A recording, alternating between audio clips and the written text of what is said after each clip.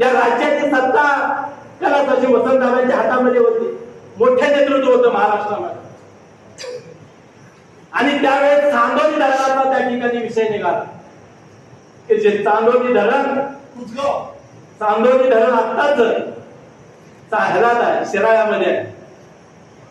आणि ते करत असताना त्यावेळी चर्चा अशी होती की चांदोली धरण व्हायचं का खुसगाव धरण करायचं. मुद्दा समजून घ्या. काही तरुण मंडळी या ठिकाणी उपस्थित आहेत.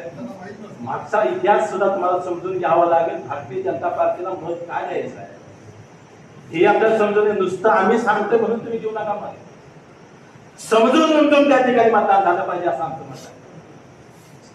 त्यावेळेस चांदोली धरण करत असताना कैलासवासी राजाराम बापूंचं मत असं होतं की हे धरण खुसगावला का.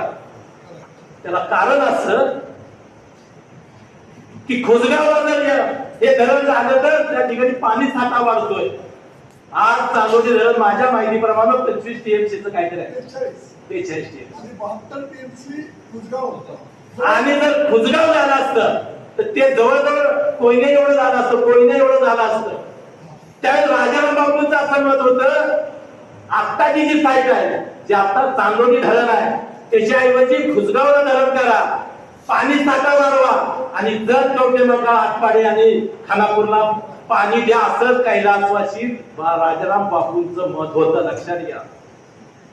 काही गोष्टी स्वीकारायच्या का तर स्वीकारायच्या, काही गोष्टी समाजामध्ये मांडायच्या का तर मांडायच्या. लोकशाही आहे. काही गोष्टी आम्ही सुद्धा मान्य करणार आहे. दादाने आग्रह केला आम्ही तिथं करणार, आम्ही हितच करणार. कारण सत्ता त्यांच्या हातामध्ये होती. इतकी राजकीय कुरगुडी झाली दादांनी केली. आणि म्हणून माझं विधान असं आहे की आता इथनं पुढचं जे विधान करणार आहे ते अतिशय समजून उमजून करणार आहे. भाऊ समजून करणार आहे, विचारपूर्वक करणार आहे. आणि ते विधान असं आहे त्यावेळेस दादांच्या ऐवजी बापूंच्याकडे सत्ता असती तर ते खुसगाव झालं असतं आणि 35 वर्षापूर्वीच आम्हाला पाणी मिळालं असेल. आणि तुम्ही काय म्हणता आमच्यावर अन्याय का. तुम्ही आमच्यावर अन्याय केला नाही का. तुम्ही पाणी न देणं तुम्ही आमच्यावर अन्याय केला नाही का. मग मत मागायचा तुम्हाला अधिकार नाही. तुम्ही म्हणता आम्ही अमुकचे, आम्ही वसंतदादांचे वारसदार, आम्ही ज्याचे तिचे वारसदार.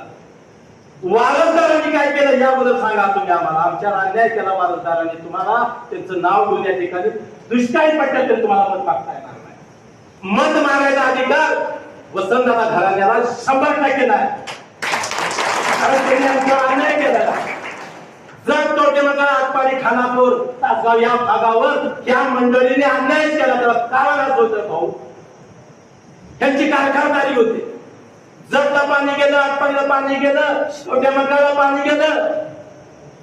तुम्ही अभ्यास करा ऊस तोडीला जाणारी माणसं कुठली होती बघा. सगळे आटपाडी तालुका, जत तालुका, कवठेमहांकाळ तालुका आणि त्यांनी चांगलं डोकं चालवलं. हिथं पाणी गेलं तर ही बागायतदार म्हणजे आपला ऊस तुम्ही तोडायचा. मित्रांनो अतिशय खंबीर प्रश्न आहे. लक्षात घ्या. समजून घेऊन घेत आहेत आपण ते काम केलं नाही.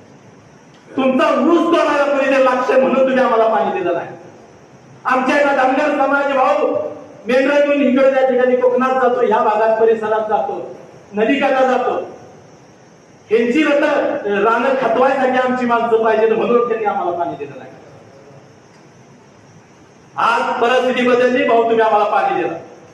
100% या बाहेर परिसराला पाणी मिळालंय. आता काय अडचण आहे का तर आहे, अजून त्याची चालू आहे. परंतु जी मंडळी भाऊ कोयता घेऊन तोडायला जात होती, ऊस तोडायला जात होती, जी मंडळी मेंढरं घेऊन त्या ठिकाणी यांची रांग खतवायला जात होती, आज बागायला आणि तुम्ही कशाला आम्हाला मत मागताना आमच्यावर अन्याय झालाय म्हणताय. तुम्ही आमच्यावर अन्याय केला त्याचं उत्तर कोण देणार आहे. तुम्हाला मत मागायचा अधिकार नाही असं माझं मत आहे. तुम्हाला मत मागायचा काही प्रमाणात बघा तर अधिकार कोणाला आहे. जयंत पाटलांना थोडा अधिकार. त्यांच्या वडिलांनी आमची बाजू त्या काळात धरणी बसवलं म्हणून तुम्हाला त्या ठिकाणी थोडासा अधिकार आहे. तुम्ही सत्तेवर असताना या परिसरातलं 5-6 TMC पाणी तुम्ही रिझर्व करून ठेवलं. तुम्हाला मत मागायचा अधिकार काही प्रमाणात आहे. जयंत पाटला पतंगराव कदमाने आटपाडी तालुक्यामध्ये मार्केट कमिटी व्हावी म्हणून आम्हाला साहेब मदत केली, म्हणून त्यांना काही प्रमाणात मत मागायचा अधिकार आहे. वसंतदादाच्या घराला मत मागायचा अधिकार नाही.